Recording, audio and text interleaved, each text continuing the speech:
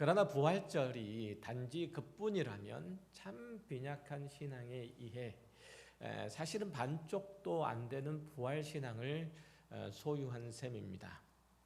예수님께서 십자가에 죽으시고 사흘 만에 부활하심은 역사적인 사건임과 동시에 죄인들을 구원하시기 위한 하나님의 구속사의 정점에 있는 사건이죠.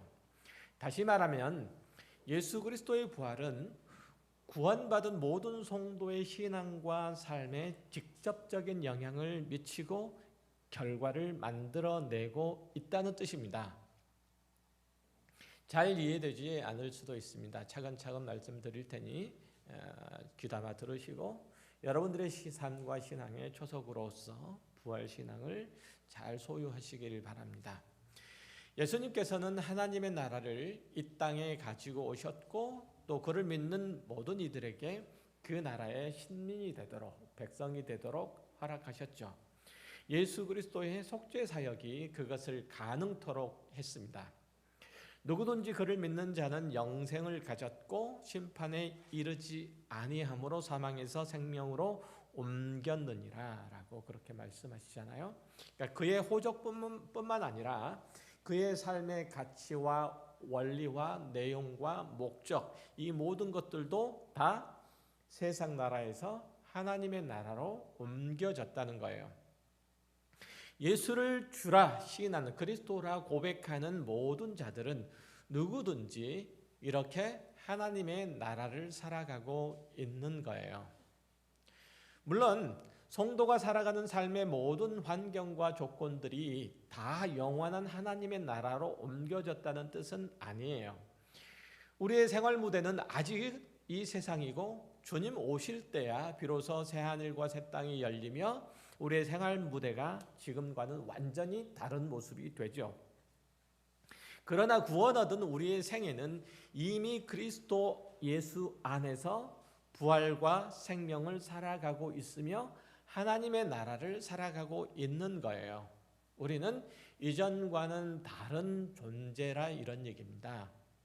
우리는 이전과는 다른 존재예요. 로마서 8장 1절 이하에서 이렇게 얘기하죠. 오늘 본문에서 그러므로 이제 그리스도 예수 안에 있는 자에게는 결코 정죄함이 없나니 이는 그리스도 예수 안에 있는 생명의 성령의 법이 죄와 사망의 법에서 너를 해방하였음이라.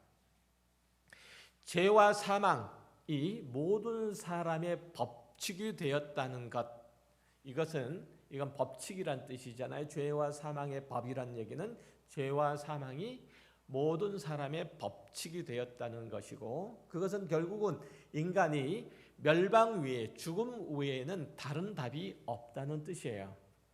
하나님 없이 이 세상을 살아가는 사람들의 운명이 다 그래요. 그러나 그리스도 예수로 말미암아서 구원을 얻은 사람, 그러니까 그리스도 예수께서 우리를 위해서 우리의 구원을 위해서 이 땅에 오셨고 죄인된 우리를 대신해서 죽음으로써 우리 가운데서 구원을 이루어내셨죠. 그 가운데 있는 우리라고 하는 존재, 우리라고 하는 사람은 이제 그 예수 그리스도의 죽으심과 부활 안에서 새로운 사람, 새로운 존재가 되었다는 거죠. 그러니까 예수 그리스도 안에서 새로운 존재가 되었다는 것은 우리 안에 있는 죄만 싹 가져간 것이 아니라 우리라고 하는 자들의 신분, 자격 혹은 호적만 싹 세탁해 놓으신 것이 아니라 죄인된 우리 존재 자체를 없애셨다는 뜻이에요. 다시 한번요. 우리라는 과거에 죄인된 우리라는 존재는 없어진 거예요. 그래서 예수 그리스도의 죽으심과 부활 생명으로 인해서 우리는 새 사람이 된 거고 새로운 인류가 이 땅에 탄생하게 된 거죠. 죄와 사망이 지배하던 죄와 사망의 법칙이 지배하던 자는 사라지고 이제 하나님의 생명을 누리게 하는 성령의 법칙이 지배하는 자가 새로 태어난 거예요. 그게 저와 여러분이라는 거예요. 따라서 예수 그리스도의 부활로 인해서 우리의 과거는 사라지고 새로운 인생, 새로운 세상이 시작되는 거예요. 개념적으로 그렇다는 그 뜻이 아니라 실제적으로 그렇게 된 우리라는 뜻이에요. 여러분은 세상 사람들과 존재가 달라요. 조금 심하게 표현할까요? 조금 세련되지 못한 조금 피부에 와 닿는 표현으로 여러분은 세상 사람들과 종자가 달라요. 와닿습니까? 종자가 다르다니까. 여러분은 이런 설명을 해도 잘 이해가 안 되고 납득도 안 될지도 몰라요. 우리의 지난 날들이 다 없어지고 새로운 인생이 시작됐다고 하는데 우리의 몸도 여전히 그대로이고 우리의 환경도 그대로이고 심지어는 죄를 짓는 우리라는 존재 자체도 그대로인데 뭐가 도대체 새로워졌다는 거고 뭐가 도대체 새로운 인생이 되었단 말이냐. 지금까지 사는 동안에 지은 죄는 다 씻겨졌고 깨끗해졌으니까 이제부터는 죄를 짓지 말고 살아라. 지금까지 때 묻은 건 다 목욕해서 없어졌으니까 이제부터는 때 묻히지 말고 살아라. 이렇게 되는 거는 납득할 수 있죠. 그러니까 여러분이 가지고 있는 죄 사함, 구원 이런 것들이 딱 이 정도밖에는 안 되는 거죠. 그러니까 내가 이제 예수 그리스도로 말미암아 구원을 얻은 존재이니까 예수님께서 이제 내 모든 죄를 사해 주셨으니까 이제 깨끗한 몸으로 새롭게 살아야 되겠다. 이 정도. 물론 우리의 구원과 새 사람인 됨에 대해서 도덕적인 방향으로 개념적으로 접근하는 것들 이것들이 뭐 크게 뭐 문제가 될 것은 없겠지만 그러나 성경이 말하는 우리의 새 사람됨은 그것보다 훨씬 귀하고 훨씬 높은 거예요. 이전에 하나님 없이 살아가던 존재는 없애시고 하나님을 알며 사랑하는 존재로 새롭게 탄생시킨 거예요. 새롭게 태어나도록 하신 거라 이런 얘기죠. 하나님께서 여러분들을 그의 자녀로 새롭게 빚으시고 또 그 품에 안으시고 키워내시는 그런 인생이 된 거라 이런 얘기죠. 예수님께서 십자가에서 이루신 것은 그 죄로 인해서 멸망할 수밖에 없는 인류를 대신해서 죽으신 것이죠. 그리고 그가 이제 부활하심으로써 사망이 그 운명이 아니라 죄로 인해서 심판이 그의 마지막이 아니라 새 생명으로 다시 출발하게 하는 새 인생으로 다시 시작하게 된 거라 이런 얘기예요. 바로 이것이 구원받은 우리의 현 위치예요. 그래서 고린도전서 5장 14절 이하에 이렇게 얘기를 하잖아요. 그리스도의 사랑이 우리를 강권하시는도다. 우리가 생각하건대 한 사람이 모든 사람을 대신하여 죽었은즉 모든 사람이 죽은 것이라. 그가 모든 사람을 대신하여 죽으심은 살아있는 자들로 하여금 다시는 그들 자신을 위하여 살지 않고 오직 그들을 대신하여 죽었다가 다시 살아나신 이를 위하여 살게 하려 함이라. 그러므로 우리가 이제부터는 어떤 사람도 육신을 따라 알지 아니하노라. 비록 우리가 그리스도도 육신을 따라 알았으나 이제부터는 그같이 알지 아니하노라. 그런즉 누구든지 그리스도 안에 있으면 새로운 피조물이라. 이전 것은 지나갔으니 보라 새 것이 되었도다. 이전에 죄가 강권하고 사망이 운명이 되어서 옥죄어오던 그런 나라, 그런 시대, 그런 자신은 이제 사라졌다는 거예요. 이제는 예수 그리스도 안에서 성령께서 강권하심에 영생이 이끄는 영원한 승리가 예정되어 있는 그런 운명이 되었다는 거죠. 죄와 사망의 법에서 생명의 성령의 법으로 옮겨졌어요. 물론 지금은 하나님이 그의 자녀들에게 주시는 모든 은사들을 다 맛볼 수는 없지만 주님께서 세상에 다시 오실 그때에는 이 모든 환경과 조건들도 다 완전해지겠지만 그런데도 한 사람이 그의 인생과 그의 인격과 그의 성품과 그의 신앙 안에서 하나님의 뜻에 따라서 판단하고 결정하고 순종하고 실천하면 지금도 하나님께서 허락하신 영생을 얼마든지 누리고 기뻐할 수 있다는 거죠. 지금도 우리는 하나님 안에서의 승리를, 그 영광을 충분히 맛볼 수 있는 거예요. 그러므로 우리는 이제 그리스도 예수 안에 있는 자에게는 결코 정죄함이 없다라는 이런 말의 의미를 올바로 받아야 할 필요가 있는 거죠. 이는 단순하게 예수를 믿는 자에게는 죄를 묻지 않는다, 예수를 믿는 자는 천국을 간다, 그런 의미만이 아니라 우리는 죄와 사망이 주도하는 법으로 다스려지지 않는다는 거예요. 우리는 하나님의 나라의 백성이고 그 자녀라는 것이죠. 자녀를 법으로 다스리는 부모는 없어요. 그렇죠? 자녀는 뭘로 다스립니까? 자녀는 법으로 다스리지 않고 사랑으로 다스리죠. 마음을 쏟아내죠. 모든 그리스도인은 그렇게 하나님의 가족이고 하나님의 혈육이에요. 본문 2절에 보면 그리스도 예수 안에 있는 생명의 성령의 법이 죄와 사망의 법에서 너를 해방하였습니다. 이 말씀이 그 말씀인 거죠. 한 사람이 예수를 믿고 하나님의 자녀가 되면 그의 잘못한 것에 대해서 제가 잘못한 것을 뿌리 뽑아야 하니까 저 녀석을 없애버려야 되겠다, 아니면 저 녀석은 쓸모없으니까 다 내쫓아버려야 되겠다, 이렇게 하나님께서 우리를 다루시지 않는다는 뜻이에요.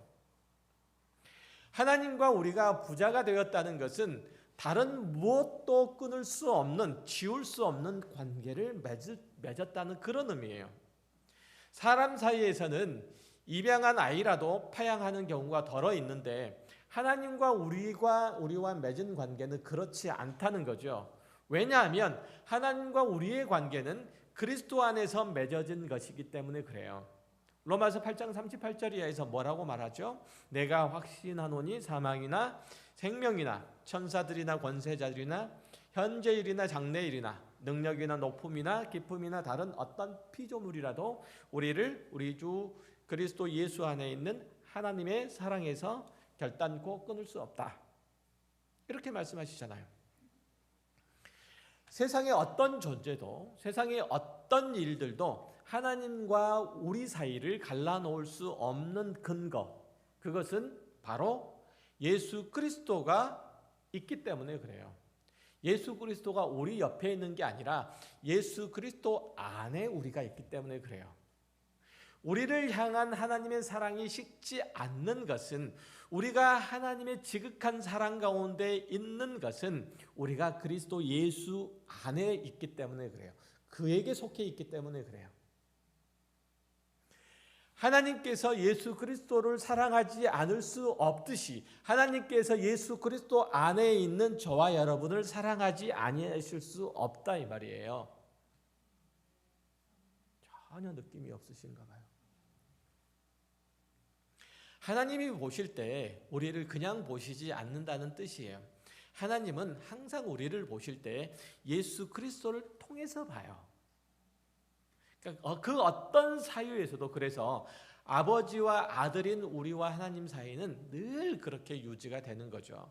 그만큼 하나님과 우리의 관계는 법적으로는 따지거나 흠집내거나 아니면 무너뜨릴 수가 없다는 얘기예요. 본문 3절에서 이렇게 얘기하죠. 율법이 육신으로 말미암아 연약하여 할 수 없는 그것을 하나님은 하시나니 곧 죄로 말미암아 자기 아들을 죄 있는 육신의 모양으로 보내어 육신의 죄를 정하사, 이렇게 기술되어 있는 것도 다 이 때문이에요. 만약 우리 그리스도인들이 육신의 법 안에 갇혀 있다면 여전히 죄가 우리 안에서 권세를 부릴 것이고 사망이 우리의 운명의 맨 끝에서 우리를 기다리고 있을 거예요. 그러나 우리 그리스도인들은 성령께서 우리 안에서 권세를 잡고 계시고 생명이 우리의 운명의 맨 끝에서 두 팔을 벌려 우리를 환영하고 있다는 사실을 아셔야 돼요. 이 구별을 할 수 있어야 여러분 각자는 신앙생활하는 가운데 흔들림이, 어떠한 경우에도 흔들림이 없게 돼요. 어떤 이들은 본문 사절을 근거로 들어서 이 단락을 성령께 자기를 순종시키고 성령이 하시는 그 말씀에 민감한 자들에게만 하나님께서 구원을 하시고 역사하심을 드러내신다라고 가르치는 구절이다. 이렇게 주장하는 이들이 있어요. 그 구절을 다시 한번 살펴볼게요. 육신을 따르지 않고 그 영을 따라 행하는 우리에게 율법의 요구가 이루어지게 하려 하심이라. 여기 보면 성령 하나님께 순종하는 자만 율법이 요구하는 바를 이룰 수 있다고 얘기하니까 그래 보여요. 그러나 여기 성령 하나님께 순종하는 자라고 하는 것은 성령에 민감한 자 혹은 영성이 훌륭한 자 이런 사람을 가리키는 게 아니에요. 그런 사람만을 가리키는 게 아니란 얘기예요. 조금 논쟁적인 설교가 돼버렸는데 이어 나오는 8절에 보면 이렇게 이제 말하고 있죠. 지금 8절에 보면 로마서 8장 8절이에요. 찾아보시면 제가 이제 그 개역 개정 성경에는 조금 드러내고자 하는 바가 약하니까 새번역 성경을 나올게요. 거기 보면 이해하기 쉬워요.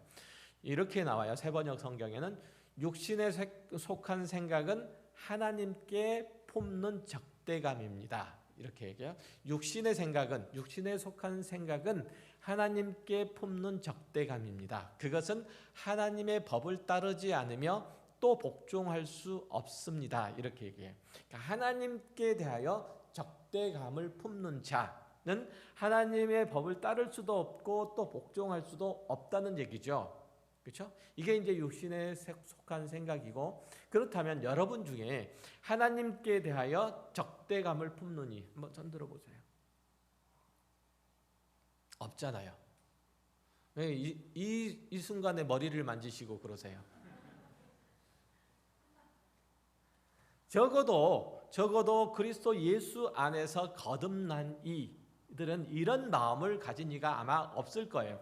여기에 등장한 육신에 속한 생각을 따라 사는 사람은 바로 자연인인 상태에 있는 사람을 가리켜 말하는 거예요. 예수를 믿는 누구도 이런 상태에 있는 자는 사실은 없어요. 그가 신앙의 깊은 경지에 있든지 아니면 커다란 좌절과 또 침륜 가운데 빠져 있든지 그거하고는 상관없이 말이죠. 이 상태는 우리가 거듭나기 전의 상태를 말해요. 로마서 6장 3절 이하의 말씀을 볼게요. 무릇 그리스도 예수와 합하여 세례를 받은 우리는 그의 죽으심과 합하여 세례를 받은 줄을 알지 못하느냐. 그러므로 우리가 그의 죽으심과 합하여 세례를 받음으로 그와 함께 장사되었나니 이는 아버지의 영광으로 말미암아 그리스도를 죽은 자 가운데서 살리심과 같이 우리로 또한 새 생명 가운데 행하게 하려 하심이라. 만일 우리가 그의 죽으심과 같은 모양으로 연합한 자가 되었으면 또한 그의 부활과 같은 모양으로 연합한 자도 되리라. 자, 한 사람이 하나님의 자녀, 구원받은 하나님의 백성이 되었다는 것, 거듭났다는 것은 이전에 그가 예수와 함께 죽었다는 것을 의미해요.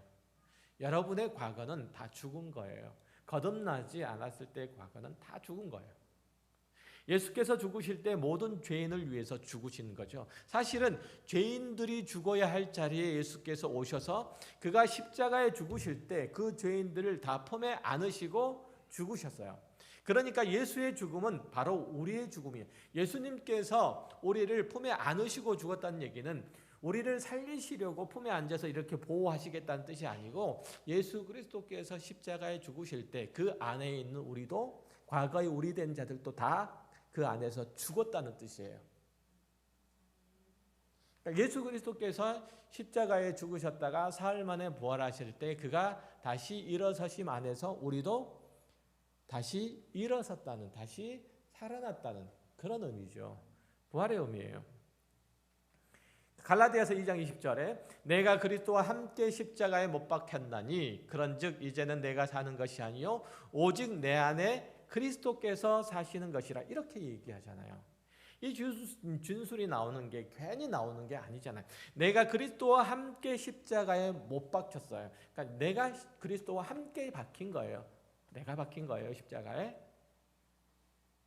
사도 바울이 그 고백을 하는데 사도 바울만 고백을 하는 게 아니라 우리 믿는 모두 다가 고백하는 말이에요. 여러분은 죽으나 사나 예수를 믿는다라고 고백하면 예수와 함께 십자가에 못 박힌 거예요. 못 박히기 싫다고 그렇게 발버둥을 쳐도 어쩔 수 없어요. 그렇게 된 거예요. 그러니까 우리는 그리스도 예수 속에서 십자가에 죽은 거예요. 그래서 예수의 다시 살으심은 우리의 다시 살아남이 된 거죠. 우리를 사망으로 몰아갔던 죄는 더 이상 우리 앞에서 힘을 쓸 수가 없게 된 거죠. 왜냐하면 예수 그리스도의 죽으심과 예수 그리스도께서 우리의 죄와 함을 위해서 죽으심과 동시에 우리도 함께 우리의 죄인된 과거는 죽었으니까. 모든 성도는 그렇게 예수 그리스도의 죽으심과 연합한 자인 것처럼 그의 부활과 연합한 자인 거예요. 구원을 받은 모든 사람은 모두 다 그리스도와 연합해 있어요. 이 사실을 잊지 않아야 돼요. 물론 여러분은 아직도 죄를 택할 것이냐 의를 택할 것이냐라는 선택권을 가지고 있고 아직도 죄의 영향력이 여러분 가운데 미치고 있어서 때때로 죄에 빠질 수도 있어요. 그러나 모든 성도는 그리스도 예수와 연합하여 있고 성령 하나님께 인도함을 받고 있다는 사실도 변할 수 없는 사실이에요. 다시 말하면 때때로 빠진 죄의 함정이 영영 거하지 못하도록 여러분이 잘못한 것이 여러분의 운명이 되지 못하도록 여러분의 과거가 여러분의 마지막까지 붙들어서 결국은 죽음으로 몰아넣지 못하도록 여러분 안에 계신 그리스도 예수께서 성령 하나님께서 일하실 거라 이런 얘기예요. 그것이 이 부활절에 우리가 하나님께 감사하고 예수 그리스도의 은혜에 감격하지 않을 수 없는 이유예요. 이제 부활절이 조금 와 닿습니까? 모든 성도의 인생은 그래서 그 혼자만 책임지지를 않아요. 물론 그 인생에서 일어나는 모든 일에 대한 선택권은 그에게 그대로 있지만 또 그 선택이 어리석고 미련해서 죄에 속은 것일 수도 있지만 그것이 그 자신의 운명이 될 수는 없다는 거예요. 고린도후서 5장의 표현이라면 사망이 생명을 삼킬 수 없고 오히려 생명이 사망을 삼키게 된다 이거죠. 어떻게 된다고요? 사망이 생명을 삼킬 수가 없고 생명이 오히려 사망을 삼키게 된다. 그게 여러분의 운명이에요. 사망은 결코 생명을 묶어둘 수가 없는 거죠. 마찬가지로 우리 안에 망하게 하는 것이 아직 남아있을지라도 역시 우리 안에 계시는 부활하신 예수를 부활 생명이신 하나님을 우리가 묶어둘 수 없는 거예요. 우리의 아둔함이, 우리의 미련함이, 우리의 게으름이, 우리의 죄악됨이 말이죠.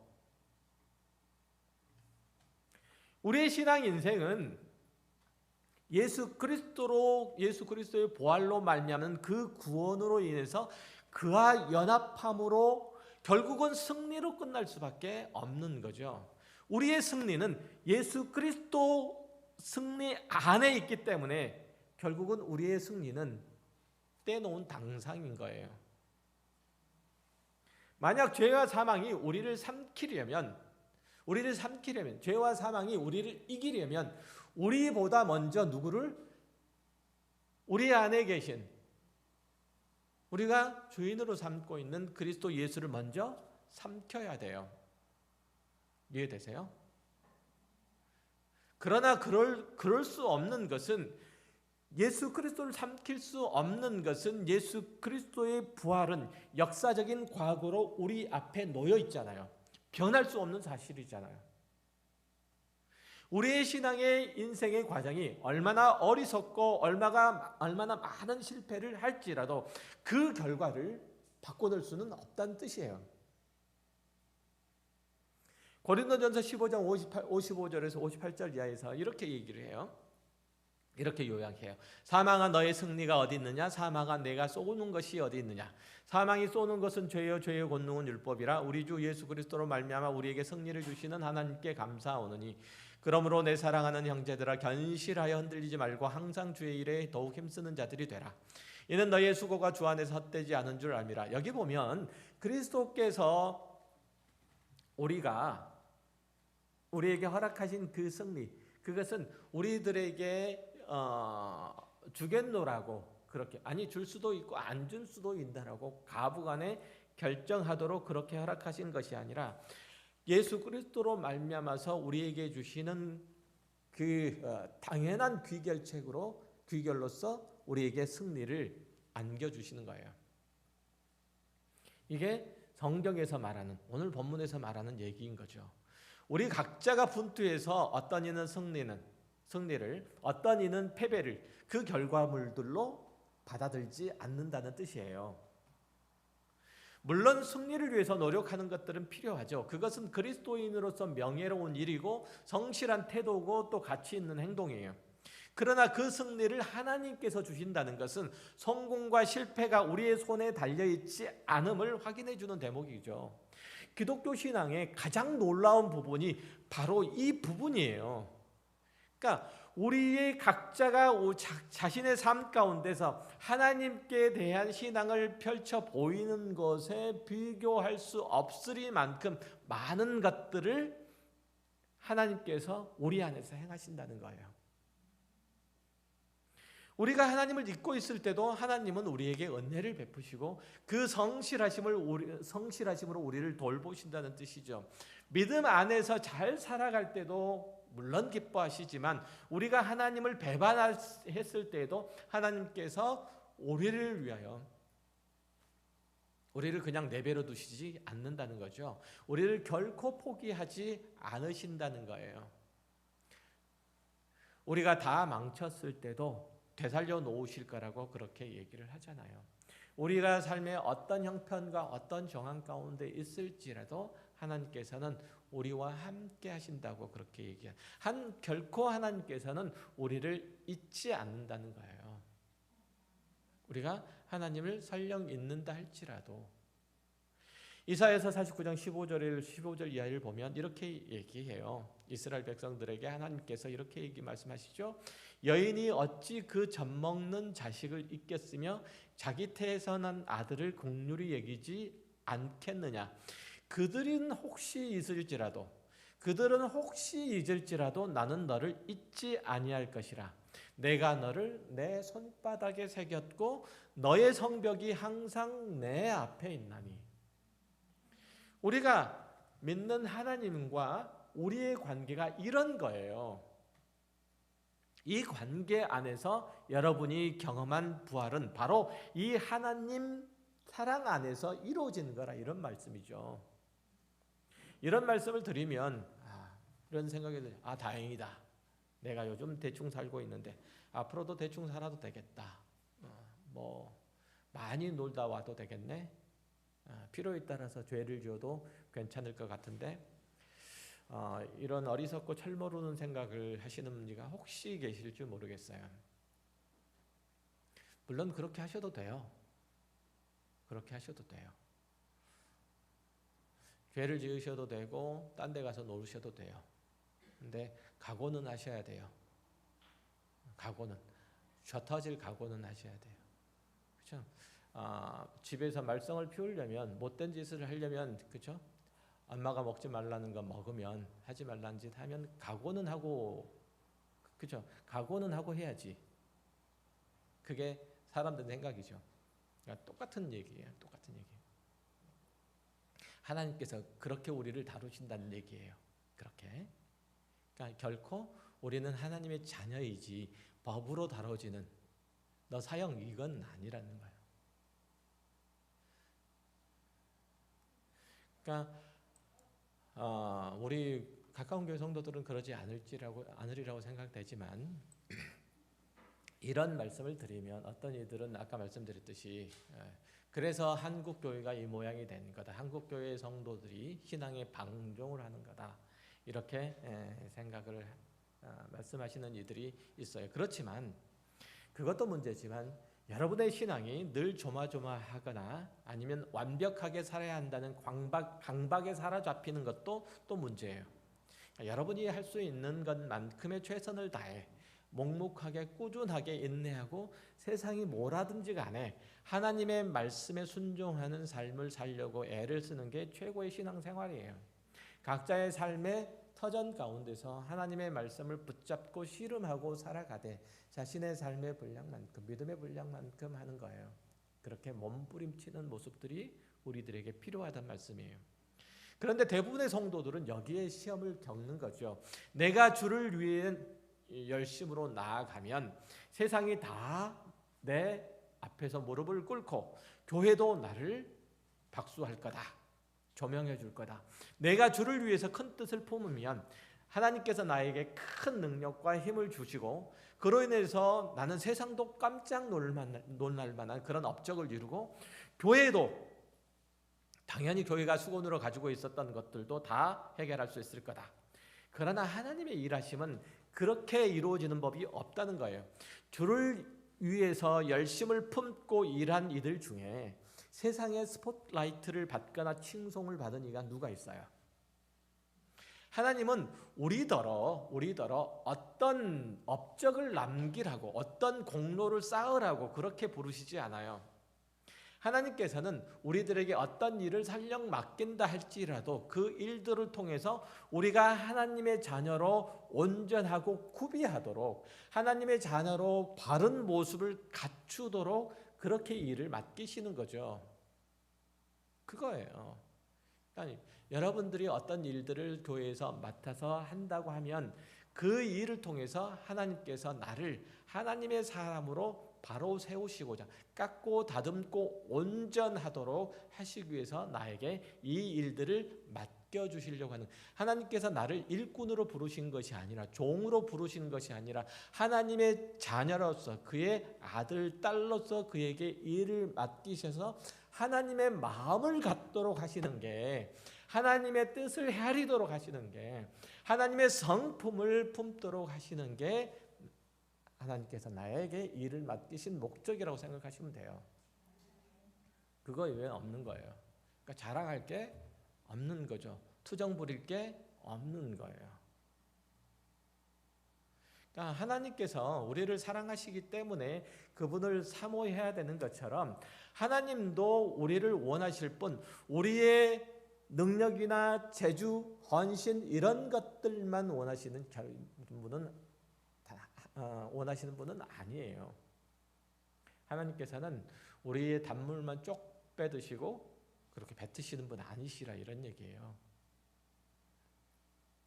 그래서 에베소서 4장 17절 이하에서 이렇게 가르치시죠.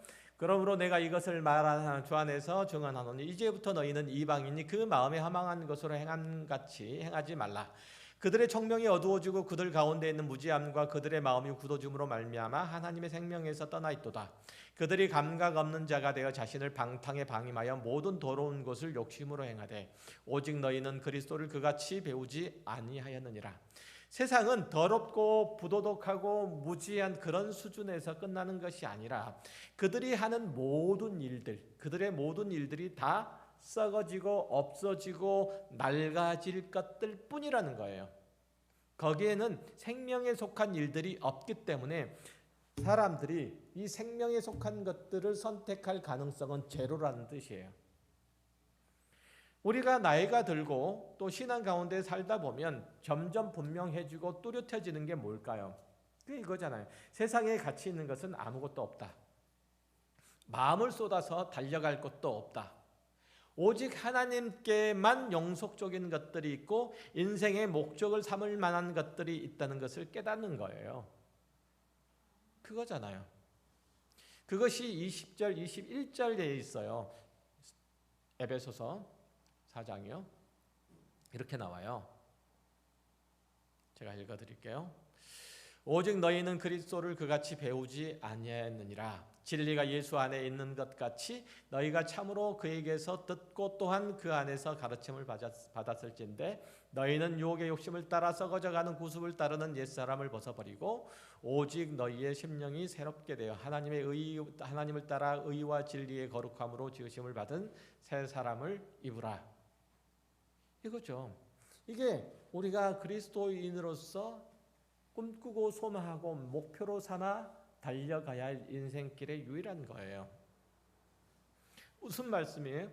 우리의 존재, 어떤 존재인지 알라는 거예요. 우리는 하나님의 생명을 가진 자고 하나님의 성품을 닮은 자예요. 우리는 하나님의 가족이고 하나님의 나라의 백성이에요. 그러니 우리가 그의 의로우심과 성실하심을 따라 살아가야 한다는 거죠. 모든 일에 정직하고 온유하고 겸손하고 다른 사람을 용서하고 품어주고 기다려 주어야 할 일들을 우리가 꼭 해야 한다고 그렇게 말하고 있는 거죠. 세상이 방탕에 자기를 방임하는 이유는 그것밖에는 다른 것으로 자신을 해결할 방법이, 자신의 갈증을 해결할 방법이 없기 때문에 그래요. 그들이 보기는 세상은 분명해 보이거든요. 아주 분명해 보이거든요. 끝이 있다는 거예요. 그 끝에 가면 자신이 꿈꾸고 소망했던 것들이 다 한꺼번에 무너질 수밖에 없다는 거 너무 잘 알잖아요. 너무 잘 알잖아요. 그러니까 그들이 할 수 있는 것은 에라 될 대로 되라. 에라 될 대로 되라. 이거죠. 그냥 방탕에 방임하는 거예요. 그들이 생각하는 끝, 그건 죽음이고 멸망이고 아무런 열매가 없이, 가치가 없이 끝나고 말 거예요. 거기에 뭐가 기대할 게 있어요? 그래서 그 이상 아무것도 없는 거죠. 그러나 우리는 하나님의 생명을 소유한 자로 무한히 자라나고 무한히 뻗어나가고 많은 열매를 맺는 나무와 같다는 거예요. 우리는 무한히 앞으로 뻗어가는 자들이라.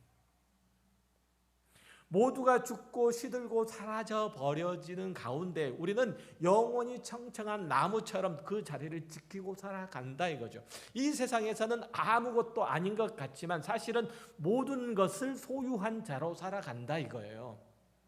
하나님의 의와 거룩과 구원과 회복과 기적과 영광, 이 열매들을 맺어간다니, 그것이 부활을 소유한 자의 삶이라고 성경은 가르쳐요. 그러나 열심히 해서 뭐해? 정직하기만 하면, 정직하면 나만 손해만 봐. 남을 위해 살아봐야 알아주지도 않아.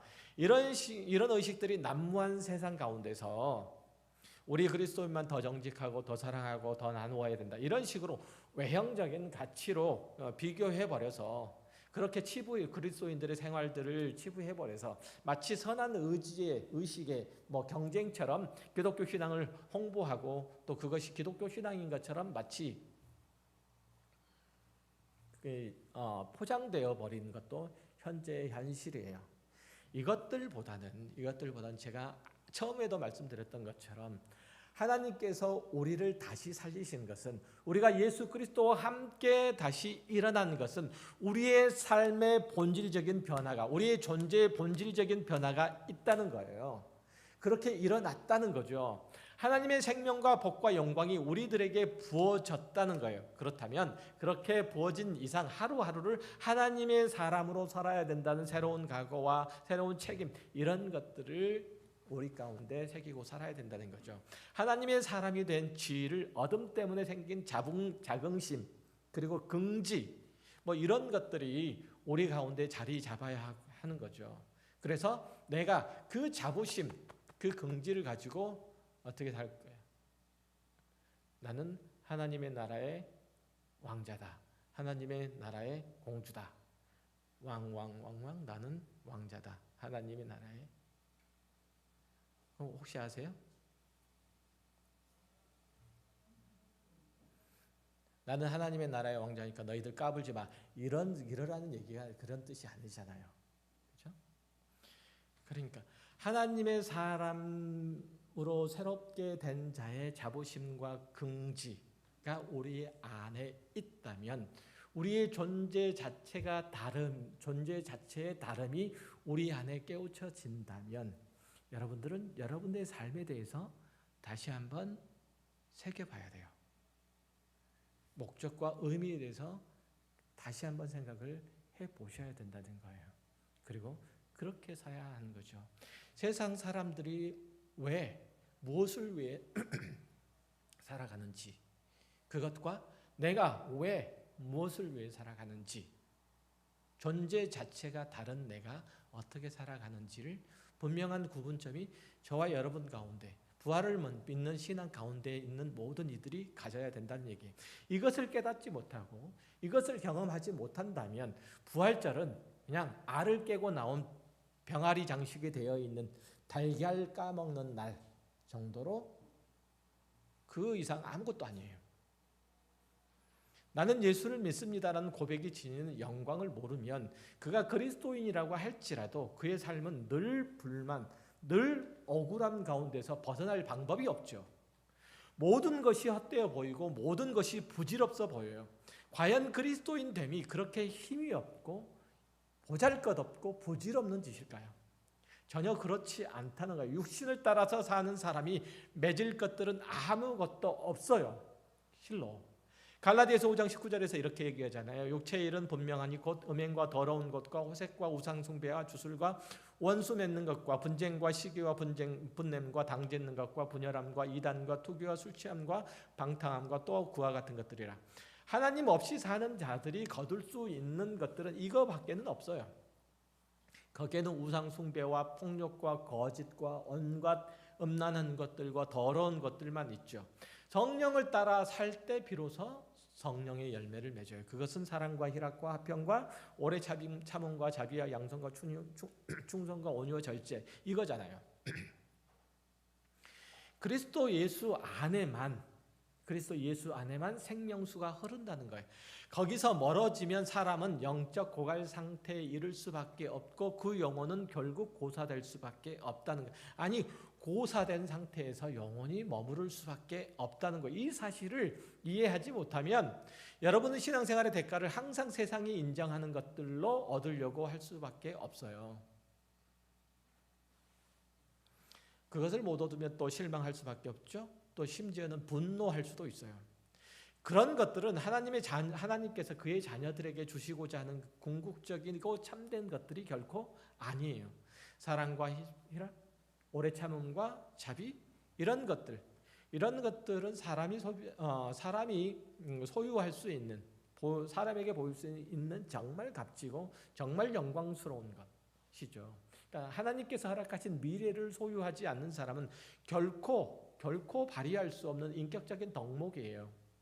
누군가를 사랑하고 누군가를 참아준다는 것은 그 사람과 함께 있는 자신의 미래를 꿈꿀 때만 가능한 일이에요. 다시 한번요. 누군가를 참아주고 누군가를 사랑한다는 것은 그 사람과 함께 있는 내 미래, 나와 함께 있는 그 사람의 미래를 꿈꿀 때만 가능한 일이에요. 결과에 대한 믿음이 없으면 참을 수 없고 충만하고 넉넉한 것을 가지지 않았다면 사랑할 수 없고 하나님의 주권을 신뢰하지 못한다면 어떤 상황 가운데서 기뻐한다는 것, 이건 어불성설이에요. 인간의 궁극적인 미래가 얼마나 아름다운지, 인간의 가치가 얼마나 높은지, 인생을 살아간다는 게 얼마나 큰 기적과 마수많은 기회로 이루어졌는지를 알지 못하면 인내할 수 없죠, 절제할 수 없죠, 충성할 수 없죠, 순종할 수 없죠. 이러잖아요. 이런 것들은 다 그림의 떡이에요. 허공을 맴도는 메아리가 될 뿐이에요. 어차피 한번 살다 가는 인생인데 해볼 수 있는 대로 다 해봐라. 요즘 세상이 하는 구호잖아요. 안 그래요? 요즘 세상이 외치는 구호잖아요. 어차피 한번 지나가는 세상인데 맘 놓고 다른 사람 눈치 보지 않고 구애되지 않고 네가 주인 된 이상 네가 마음대로 해라. 이거예요. 이런 충고하는 사람들 뒤에는 그가 경험한 무엇가 있죠? 허무 있어요. 허무. 절망이 있어요. 비참함이 있어요. 이런 것들이 켜켜이 쌓여 있을 뿐이에요. 그들이 이 땅에서 경험하는 기쁨과 만족은 결국은 또 한 번 절망과 비참함을 만들어낼 뿐인데 너는 이 땅에서의 기쁨과 만족과 영광을 추구하며 살아라. 어떻게 이렇게 충고할 수 있어요? 여러분이 예수 그리스도의 죽으심과 부활로 인해서 그리스도인이 되었다는 것, 그것은 하나님의 생명을 소유한 것이고 그 나라의 영광과 복과 영원을 소유한 거예요. 이전에 썩어질 것과 허무하게 사라질 것들은 다 지나가고 새로운 삶이 그리스도의 부활을 자기 자기 것으로 누리는 모든 자에게 열린 거예요.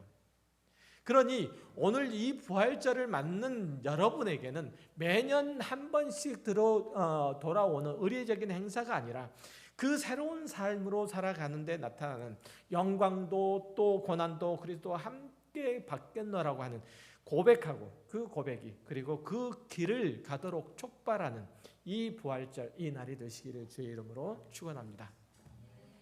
기도하겠습니다.